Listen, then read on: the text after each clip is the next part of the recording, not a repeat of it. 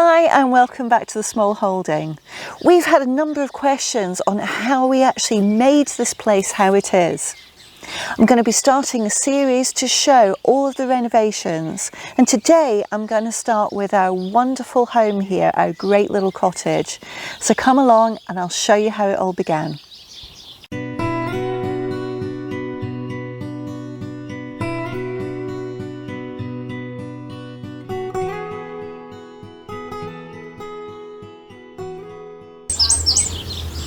Hi, my name's Fiona and this is our wonderful home in the English countryside.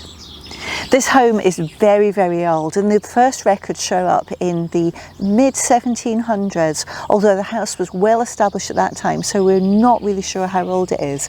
We have had some of the bricks aged to around 1500, but who knows, they could have been reclaimed from another property and used to build this one. It's anybody's guess. This house would have been used as a tenanted farmhouse, and we have records which follow one single family all through their life, farming acres and acres, multiple generations, right up until the early 20th century.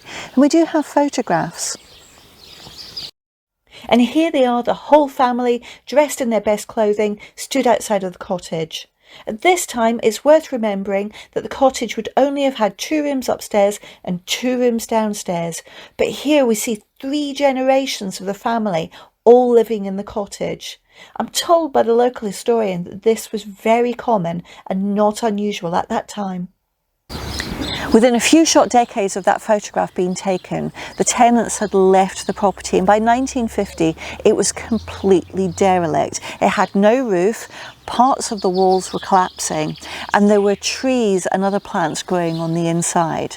By 1980, I am told one of those elder trees was huge, and the landowner still wanted to make use of the property, and because part of the walls had collapsed, he was using it as a potato clamp to store potatoes over winter. They then decided to sell the property to a developer who put in for planning permission for a huge house, doubling the space on the inside and adding an L-shaped wing on the other side of the property. What actually happened is, once planning permission was granted, they sold it to a couple who had, I am told, much more modest means, which actually means that the property was much smaller that they built as a result. They have added this kitchen on the right hand side, and they have added 2 more rooms upstairs, a bathroom and a very large hall downstairs. Let me show you on the gable end how that worked. This is where the effects of the renovations from the 1980s can best be seen. This is the old cottage, and as you can see, all of the bricks are different colours, they're different lengths, they're slightly different heights as well. But the builder's done a fantastic job in making them all match, but it's a really interesting mix of bricks. This one here has actually got a mark, which is probably a stick that was in the original mould, but it shows beautifully. On the new side though, where the additional rooms were added onto the cottage, all of the bricks are a uniform size and they're all smooth. It's just not as exciting or as interesting. I personally like this side. Here you can see the old roofline and the new roofline for the extension. The extension has made a huge difference to the floor space, and this isn't something that we wanted to change when we bought the property. We did know from the survey that the house needed a lot of remedial work, including new windows, damp-proof course and electrics, but this level of work was something we were more than happy to undertake. Like all home renovation purchases, this one didn't quite go to plan for us. We did everything we could to make sure that it was straightforward. We commissioned a local builder who had a fantastic reputation, had a great team around him and had good references. He gave us fixed price quotes for all of the work, including the electrics and the carpentry. So we knew the budget we were working to, and we added a bit of contingency onto there. Now, at this stage, I probably need to explain the different surveys in the UK for home buying. There's a valuation survey, which is normally done just for a mortgage company. So the mortgage company, if you have a mortgage, knows that the value of the house matches the amount of money that they're giving. The second level is a home buyer survey where a surveyor comes in And what they do then is assess, are there things to be concerned about? Is there anything obvious which needs to be looked at further? We opted though for the top level, which is the full structural survey. And the surveyor did a great job. He did exactly what he was supposed to do. However, that survey does come with some caveats. The surveyor cannot rip up floorboards, cannot take walls down. So anything that is hidden behind walls or panels or under floorboards is not part of that assessment. And this is where we had some of the problems. The first one that came up was actually in the bathroom. And when we first bought the property, just before the builder started, while I was starting to get everything in motion, we were obviously staying here and I was using the shower in the bathroom. The electrician though, when he came and took the shower out, said to me, "Have you used that?" And I said, "Yes." And he said, "Well, you shouldn't have, it wasn't earthed, you could have been electrocuted, you could have been killed." I was shocked, but there was nothing I could do about it at that stage because the shower was being ripped out anyway. So let's have a look at that bathroom now. This is the bathroom when we bought the house.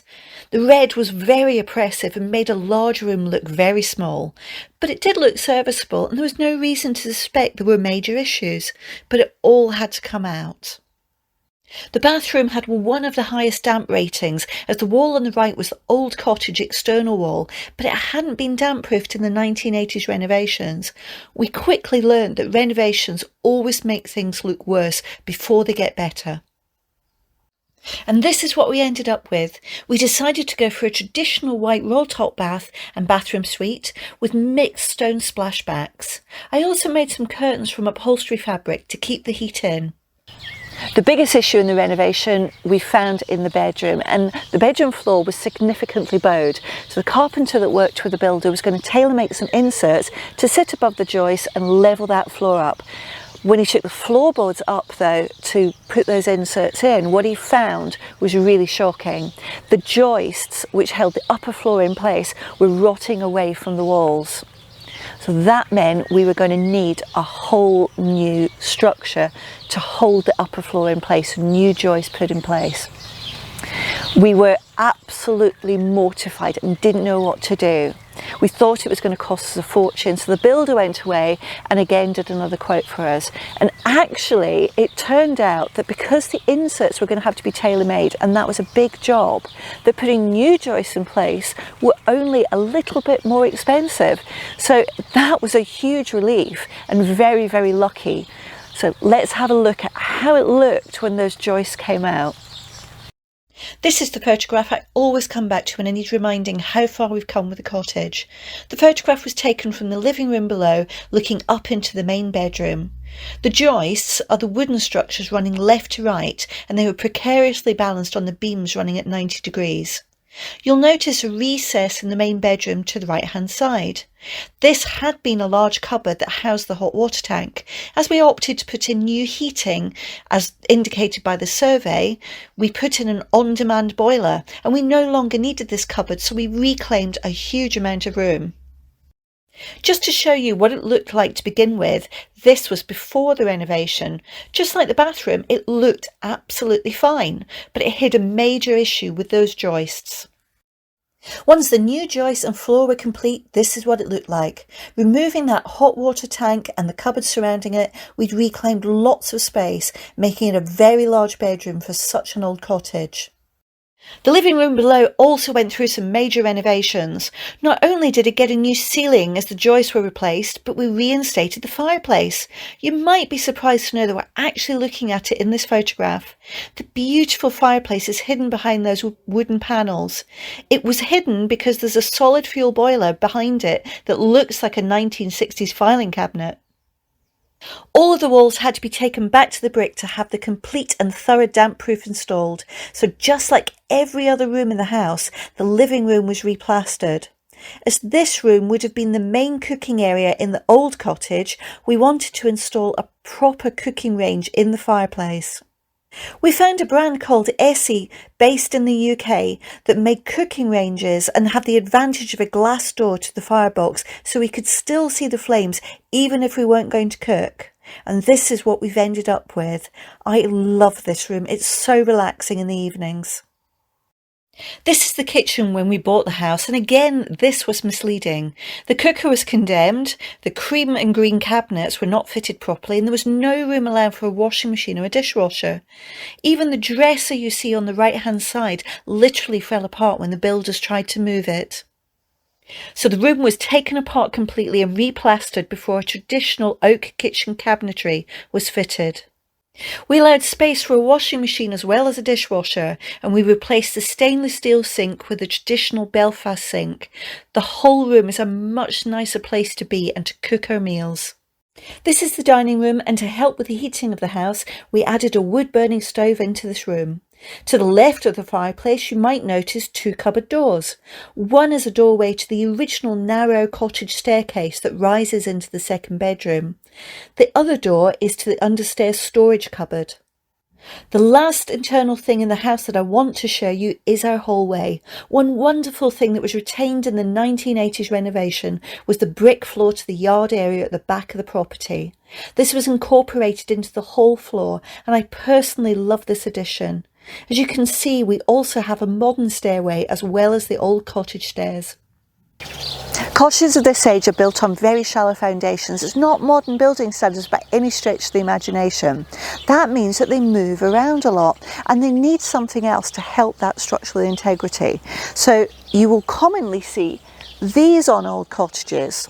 These are not just decorative, these are actually wall ties, and they hold the back wall to the front wall by a rod secured by these decorative iron crosses on the front. Now we have 3 of these on this orientation of the house, holding the wall at the back to the wall at the front. We have 2 further wall ties which actually run lengthways through the roof, but they are very, very important. But having said that, I do find them very pretty as well. As the cottage is so old, it comes with a number of advantages, and one of them is this well. So we do have access to well water should we need it. When we moved here though, it was just a hole in the ground covered with a piece of plywood, and it struck me as being a little bit unsafe.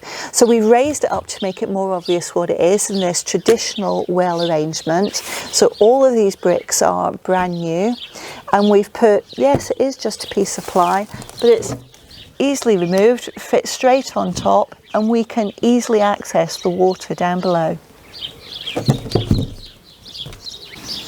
You've seen the well, and we have other water advantages here.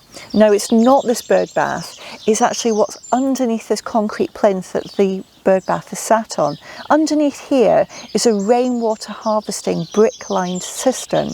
It takes the rainwater that comes off the roof and the gutters and the downpipes and stores it in an underground chamber. We use this for watering the vegetables and the plants a great deal in summer. It's completely invaluable and a great little asset to this cottage. I hope you've enjoyed that.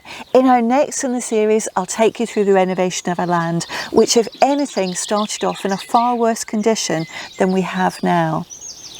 I hope you've seen that our home is now our dream home, and maybe it'll inspire you to think about moving to a house which isn't necessarily pristine, because look what we've made, and I am so happy to be here. If you have enjoyed this content, take a moment to give us a thumbs up below.